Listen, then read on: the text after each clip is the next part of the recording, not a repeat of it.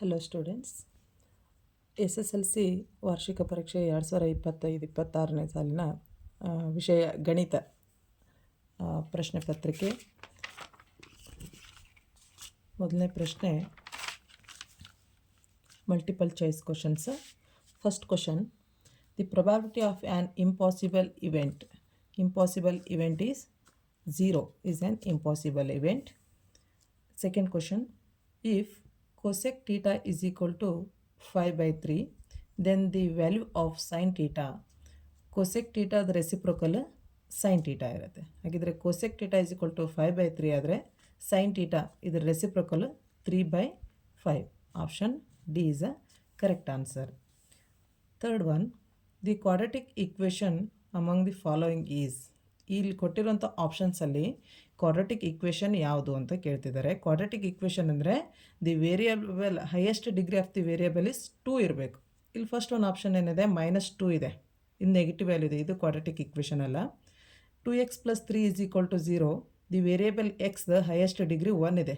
Highest degree 1 ಆಗಿದ್ರೆ ಇದಕ್ಕೆ linear equation ಅಂತ ಹೇಳ್ತೀವಿ. ಡಿಗ್ರಿ ಆಫ್ ದಿ ಈಕ್ವೇಷನ್ 1 ಇದ್ದರೆ ಇದಕ್ಕೆ ಲೀನಿಯರ್ ಈಕ್ವೇಷನ್ ಅಂತ ಹೇಳ್ತೀವಿ. ಆಪ್ಷನ್ ಡಿ ಏನಿದೆ, 2x³ + 7x + 1 = 0, ಇದು degree of the equation is 3 ಆಗಿದ್ದರೆ ಕ್ಯೂಬಿಕ್ ಈಕ್ವೇಷನ್ ಅಂತ ಹೇಳ್ತೀವಿ. ಇದಕ್ಕೆ ಡಿಗ್ರಿ ಆಫ್ ಈಕ್ವೇಷನ್ 3 ಆಗಿದ್ದರೆ ಕ್ಯೂಬಿಕ್ ಈಕ್ವೇಷನ್ ಅಂತ. ಇಲ್ಲಿ ಕ್ವಾಡ್ರಾಟಿಕ್ ಈಕ್ವೇಷನ್ ಅಂತ ಕೇಳ್ತಿದ್ದಾರೆ. ಹಾಗಿದ್ರೆ highest degree of the equation is 2 ಅಂದರೆ 2 ಆಗಿದ್ರೆ x² - 5x + 6 = 0 ಅಂದರೆ option C is a correct answer.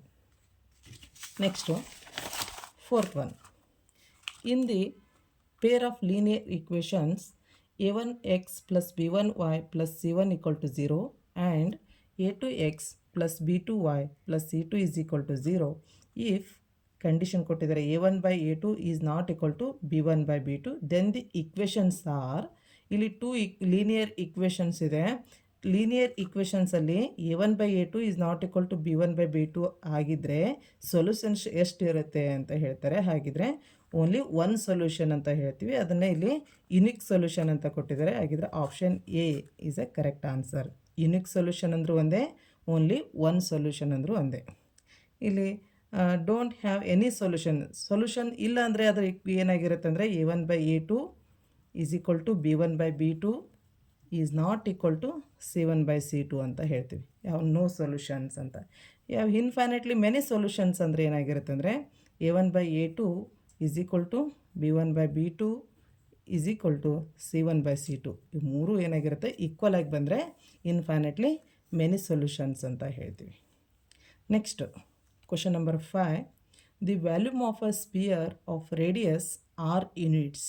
The volume of a sphere is 4/3 5r³ ಹಾಗಿದ್ರೆ ಎಲ್ಲಿದೆ ಇದರಲ್ಲಿ 4/3 5r³ cubic units. Option C is a correct answer. Next 6th one, in an arithmetic progression if an is equal to 2n + 1, then the common difference of the arithmetic progression. ಇಲ್ಲಿ ಒಂದು nth term ಕೊಟ್ಟಿದ್ದಾರೆ, an is equal to 2n + 1.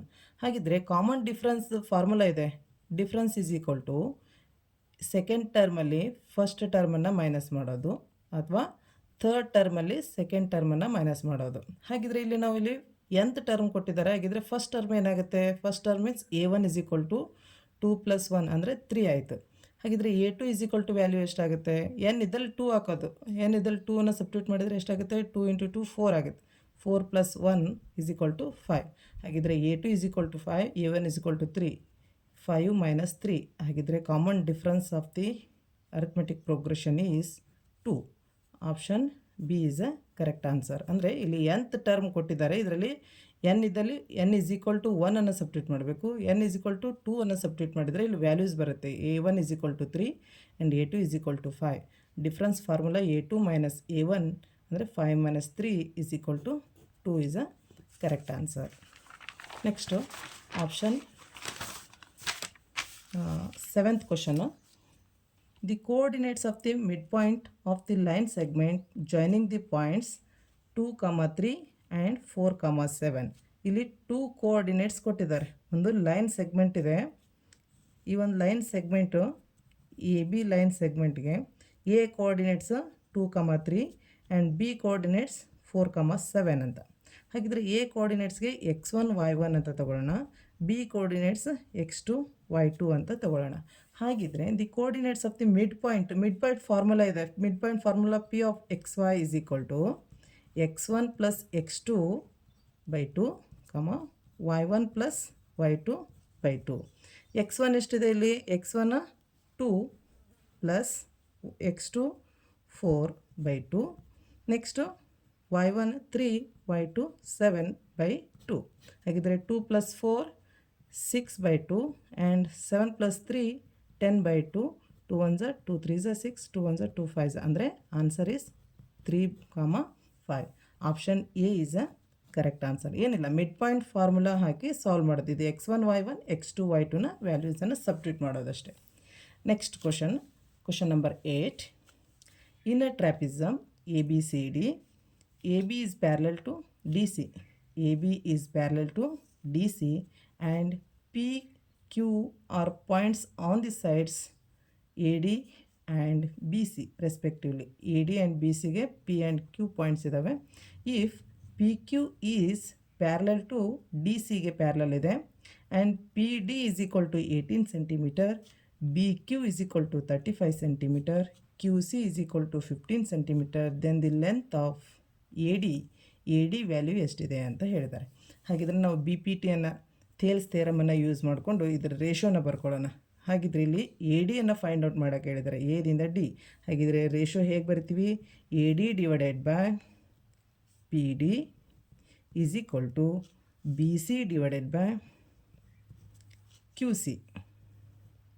ಹಾಗಿದ್ರೆ AD value ಗೊತ್ತಿಲ್ಲ ನಮಗೆ, ಅದನ್ನೇ find out ಮಾಡೋಕ್ಕೆ ಹೇಳಿದ್ದಾರೆ. AD is equal to BC, B to C, BQ is equal to 35, CQ is equal to 15. 35 plus 50 is 50 divided by QC is 15 divided by PD is equal to 18. ಹಾಗಿದ್ರೆ AD is equal to 50 divided by 15 divided by 18 into 18 ಆಯಿತು. ಹಾಗಿದ್ರೆ ಇದನ್ನು substitute ಮಾಡಿ simplify ಮಾಡಿದರೆ option D is the correct answer, 60. Next, question number 9th one. State the fundamental theorem of arithmetic. Fundamental theorem of arithmetic. And state the fundamental theorem of arithmetics. Every composite number can be expressed as a product of its prime factors. ಇಷ್ಟು ಬರೆದ್ರೆ 1 marks ಬರುತ್ತೆ ಇದಕ್ಕೆ. Okay, next question number 10. If the first term of arithmetic progression is a and the last term is an, then write the formula to find the sum of the first nth terms of arithmetic progression. This find the sum of arithmetic progression ಅಂತಾರೆ. Sum ಅಂತ ಹೇಳಿದರೆ SN formula, sum of arithmetic progression ಅಂತ ಹೇಳಿದರೆ arithmetic ಪ್ರೋಗ್ರೆಷನನ್ನು ಬರಿಬೇಕು. Sum of arithmetic progression formula ಯಾವಾಗ given A and A N first and last ಟರ್ಮನ್ನು ಕೊಟ್ಟರೆ ಹೇಗೆ ಬರ್ತೀವಿ? SN is equal to n/2 a plus AN is the sum of nth term of an arithmetic progression. Next 11th one. Write the degree of cubic polynomial. ಆಗಲೇ cubic equation ಅಂತ ಹೇಳಿದ್ವಲ್ಲ, ಹಾಗೆ cubic polynomial. ಈ given polynomials the highest degree ಏನಾದರೂ 3 ಆಗಿದ್ರೆ, degree of the polynomial is 3 ಆಗಿದ್ರೆ ಅದಕ್ಕೆ cubic polynomial ಅಂತ ಹೇಳ್ತೀವಿ. Answer only 3. Next, in the figure D and E are the mid points of sides AB and AC. AB ACಗೆ mid points ಯಾವುದು? D and E respectively.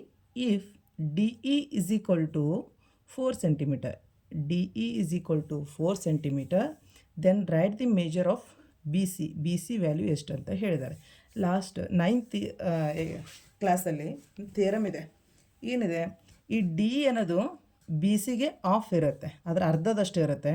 BC ಏನಾಗಿರುತ್ತೆ? ಡಿಗಿಂತ 2ರಷ್ಟು ಇರುತ್ತೆ. ಅದನ್ನು ಹೀಗೆ ಬರಿಬೋದು ನಾವು, DE BC is equal to 2 into DE ಅಂತ ಈ ಥಿಯರಮ್ ಇದೆ ನಮಗೆ ಟ್ರಯಾಂಗಲ್ಸಲ್ಲಿ. ಹಾಗಿದ್ರೆ BC is equal to 2 2 into D E value 4 ಹಾಗಿದ್ರೆ B C is equal to 8 centimetre. The answer is 8 centimetre. Next, write the formula to find the total surface area of cube of edge of a length a units. Edges ಕೊಟ್ಟಿದ್ದಾರೆ. Cube ಅಂದರೆ ಈ ಕ್ಯೂಬ್ದು surface total surface area ಹೇಳಬೇಕು. ಇದ್ರ edges ಏನಾಗಿದೆ ಅಂತೆ A units ಆಗಿದೆ. ಹಾಗಿದ್ರೆ total surface area ಅಂದರೆ 6 ಫೇಸಸ್ ಇರುತ್ತೆ. ಒಂದೊಂದು ಫೇಸ್ ಕ್ಯೂಬಲ್ಲಿ ಏನಾಗಿರುತ್ತೆ ಸ್ಕ್ವೇರ್ಸ್ ಆಗಿರುತ್ತೆ. ಹಾಗಿದ್ರೆ square of the one side the area of square ಏನು ಹೇಳ್ತೀವಿ ನಾವು ಎ ಸ್ಕ್ವೇರ್ ಅಂತ ಹೇಳ್ತೀವಿ. ಹಾಗಿದ್ರೆ 6 ಫೇಸಸ್ ಇರುತ್ತೆ ಕ್ಯೂಬಲ್ಲಿ. ಹಾಗಿದ್ರೆ 6 A square is a answer. Next 14th one, if the lines represented by the equation 4x plus py plus 8 is equal to 0 and 4x plus 4y plus 2 is equal to 0 are parallel. 2 equations ಇದೆ, linear equations ಇದೆ. ಈ lines ಏನಾಗಿದೆ ಅಂತ parallel ಇದೆ. Condition ಕೊಟ್ಟಿದ್ದಾರೆ 2 lines are parallel, then find the value of P ಅಂತ ಹೇಳಿದ್ದಾರೆ. 2 lines are parallel ಅಂತ ಹೇಳಿದರೆ ಇದಕ್ಕೊಂದು ಕಂಡೀಷನ್ ಇದೆ. ಏನಿದೆ ಕಂಡೀಷನ್ನು? 2 ಲೈನ್ಸ್ ಇಲ್ಲಿ equations, linear equations 4x plus P Y plus 8 equal to 0, 4x plus 4y plus 2 is equal to 0, then find the value of P ಅಂತ. P is equal to how much? ಹಾಗಿದ್ರೆ first equation a1x plus b1y plus c1 equal to 0. Second equation a2x plus b2y plus c2 is equal to 0. Then condition ಇದೆ 2 lines are parallel. 2 lines are parallel ಹಾಗಿದ್ರೆ ಇದ್ರದ್ದು algebraic equation ಏನಾಗುತ್ತೆ? a1/a2 is equal to b1/b2 is not equal to c1/c2 ಅಂತ ಹೇಳ್ತೀವಿ. ಇದು parallel ಆಗಿದ್ರೆ ಇದ್ರ condition. ಹಾಗಿದ್ರೆ a1/a2, a1 value 4 divided by a2 value ಕೂಡ 4 is equal to b1 value p and b2 value is 4. ಹಾಗಿದ್ರೆ then p is equal to 4 ಆಗುತ್ತೆ. Cross multiplication. Okay, ಹಾಗಿದ್ರೆ value P, find the value of P ಅಂತ ಹೇಳಿದ್ರೆ P value is 4. Next question 15th one. In the given cumulative frequency distribution table, write the median class. Median class ಯಾವುದಿದೆ? ಇಲ್ಲಿ marks ಕೊಟ್ಟಿದ್ದಾರೆ, class mark ಕೊಟ್ಟಿದ್ದಾರೆ, number of students, cumulative frequency. ಇಲ್ಲಿ cumulative frequency ಟೇಬಲಲ್ಲಿ write the median class. ಮೀಡಿಯನ್ ಕ್ಲಾಸನ್ನು ನಾವು ಯಾವುದನ್ನು ಇಲ್ಲಿ ಮೀಡಿಯನ್ ಕ್ಲಾಸ್ ಅಂತ ತೊಗೋತೀವಿ ಅಂದರೆ the highest frequency, highest cumulative frequency ಅಂತ. ದಿ ಹೈಯೆಸ್ಟ್ ಫ್ರೀಕ್ವೆನ್ಸಿ ಯಾವುದಿದೆ? 7 ಇದೆ. Highest frequency 7 or cumulative frequency highest. ಇದರಲ್ಲಿ ಯಾವ್ದು ಬರುತ್ತೆ ಫ್ರೀಕ್ವೆನ್ಸಿ ಇದ್ದರೆ ಅದರ ಕ್ಲಾಸ್ ಇಂಟರ್ವಲ್ಸ್ 20 to 30 ಈ ರೇಂಜಲ್ಲಿ ಬಂದರೆ ಇದಕ್ಕೆ ಮೀಡಿಯನ್ ಕ್ಲಾಸ್ ಅಂತ ಹೇಳ್ತೀವಿ. ಹಾಗಿದ್ರೆ answer is 20 to 30 is a median class of the cumulative frequency. Next question 16th one. Write the coordinates of the point where the graph of linear polynomial p of x is equal to x plus 5 intersects the x-axis. Condition ಇದೆ ಇಲ್ಲಿ.